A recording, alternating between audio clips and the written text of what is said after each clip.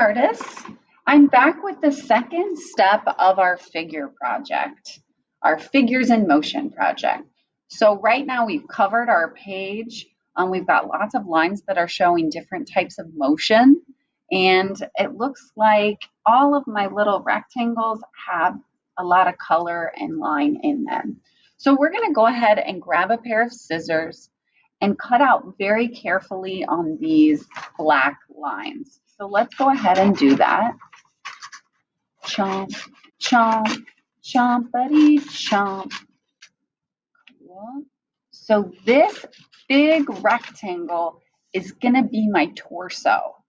My torso is the part of my body that is my stomach and my chest. And it's where my arms and legs will come out. It's where I'm attached. What's where everything's attached to. I'm just going to go cut through these kind of quickly, but it's okay if it takes you longer. You definitely want to take your time cutting everything out nicely and neatly. You'll notice I'm leaving those stuck together for right now, but that's just for the moment. I'm going to cut these into different rectangles here in a second. And rectangles are different than squares because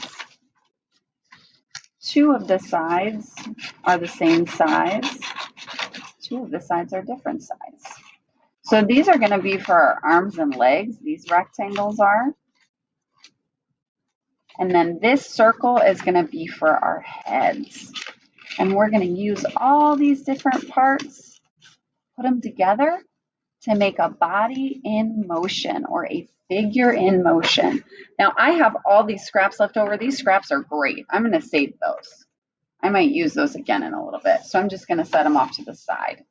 And I'm going to grab, oops, I forgot. I need to finish cutting these out.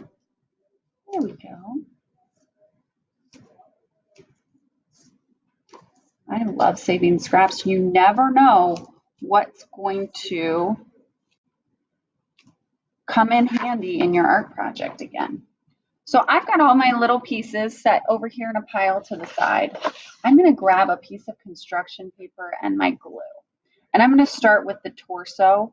I'm going to put the torso in the middle part of my paper. And by torso, remember that's my stomach and my chest of my figure.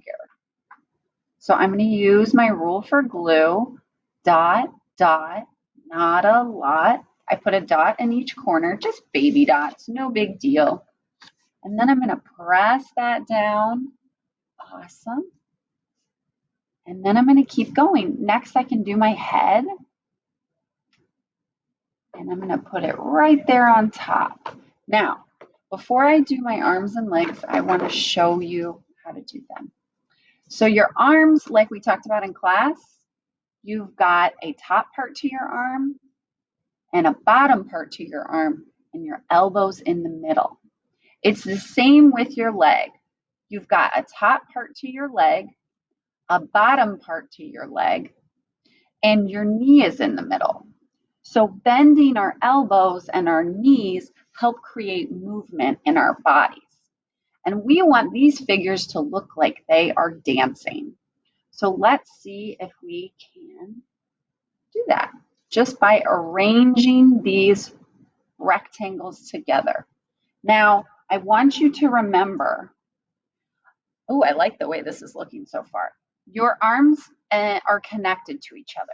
So you shouldn't see a big space in between where you're gluing stuff down.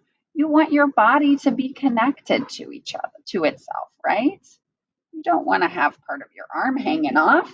That wouldn't work. So let's see. Does it look like my figure is dancing? Yeah, it definitely does. My figure's not just standing there. My figure is in movement. It's in motion.